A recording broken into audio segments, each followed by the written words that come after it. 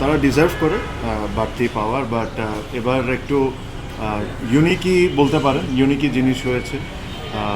প্লেয়ারদের তরফ থেকেও একটা জিনিস এসেছে যেটা আমি খুব অ্যাপ্রিসিয়েট করি, যে ওরা বলছে যে ভাইয়া বোনাস আমাদের দরকার নেই, বাট আপনি যদি একটা খুব সুন্দর করে একদম best of the best facilities দিয়ে জিমটা আর সাথে সুইমিং পুলটা যদি করে দেন, তাহলে আমরা এটা আমাদের বোনাস হিসাবেই কাউন্ট করে নেব। সো হ্যাঁ, মানে বোনাসের টাকা না, এটা করতে তো আরও অনেক বেশি টাকা লাগবে, বাট তারা তাদের তরফ থেকে এই কন্ট্রিবিউশনটা করতে চায়।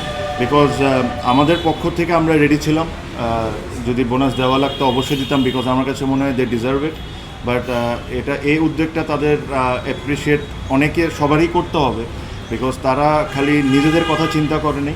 এই ফেসিলিটিস তাদের ছোট ভাইরা যারা আন্ডার 19, আন্ডার 23 এইচপি, হয়তোবা তারাও এই ফেসিলিটিসগুলো ইউজ করবে।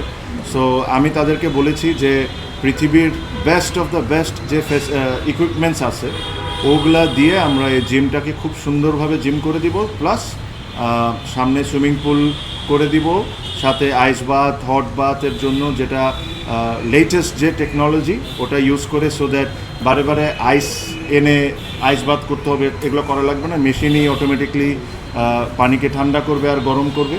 ওগুলো যত কিছু আছে আমরা করে দেবো। এর মধ্যে আমরা এই জিনিসগুলো প্রসেসগুলো অলরেডি স্টার্ট করে দিয়েছি।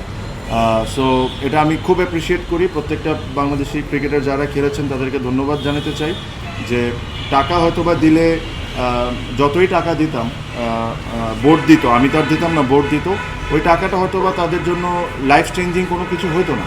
বাট তারা ইন রিটার্ন যে জিনিসটা চেয়েছে, এই ফ্যাসিলিটিস দিয়ে অনেকের হয়তো বা অনেক ক্রিকেটিং অনেক কিছু ইমপ্রুভ করতে পারে। সো আমি তাদের এই চিন্তাটাকে অ্যাপ্রিসিয়েট করি। আর এই প্রমিসটা আমরা আশা করি যে দ্রুত আমরা এই প্রসেসটা এখন স্টার্ট করে দিব। আর যারা নির্বাচন করে আসবেন, আমি যদি আসি বা অন্য যদি কেউ আসে, তারা এই প্রসেসটা যেরকম তাড়াতাড়ি শেষ করে।